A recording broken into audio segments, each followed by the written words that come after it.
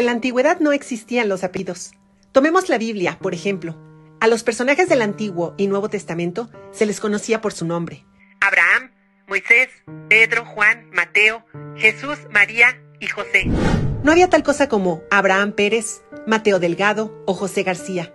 Cuidado, Iscariote no era el apellido del traidor Judas. Ni Tadeo, el del Santo. Eran sobrenombres, apodos. Con el tiempo, las comunidades se poblaban cada vez más y más, y de momento surgían las dudas. Llévale este mensaje a Juan. ¿Cuál Juan?, preguntaba el mensajero. Pues Juan, el del Valle, explicaba para distinguirlo del otro Juan, el del Monte. En este caso, los apellidos del Valle y del Monte, tan comunes hoy en día, surgieron como resultado del lugar donde vivían estas personas.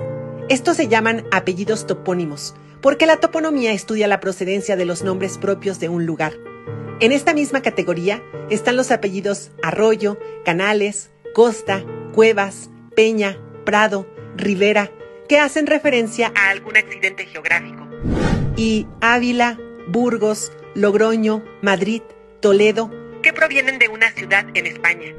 Otros apellidos se originan de alguna peculiaridad arquitectónica, con la que se relacionaba a una persona.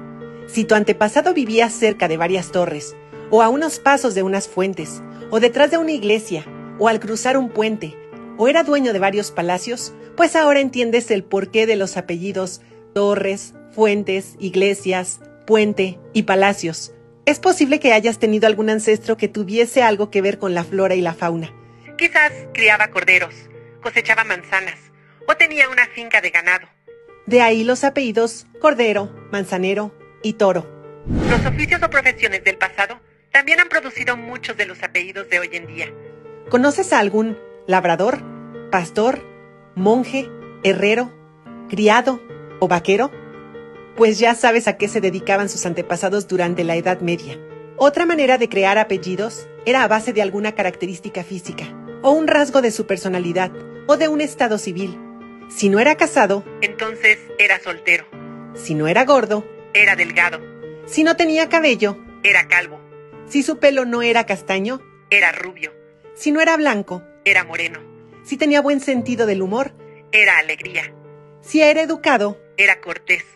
Quizás la procedencia más curiosa es la de los apellidos que terminan en EZ, como Rodríguez, Martínez, Jiménez, González, entre otros muchos que abundan entre nosotros los hispanos.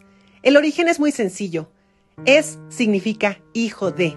Por lo tanto, si tu apellido es González, es porque tuviste algún antepasado que era hijo de un Gonzalo.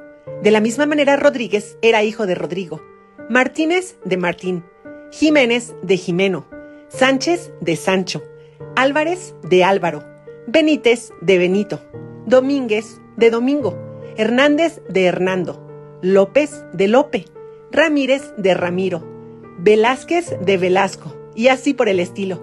Asimismo ocurre en otros idiomas. Johnson es hijo de John en inglés, Johnson. MacArthur es hijo de Arthur en escocés. Martini es hijo de Martín en italiano.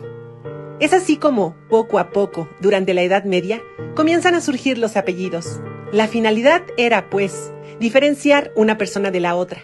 Con el tiempo, estos apellidos tomaron un carácter hereditario y pasaron de generación en generación con el propósito de identificar no solo personas, sino familias.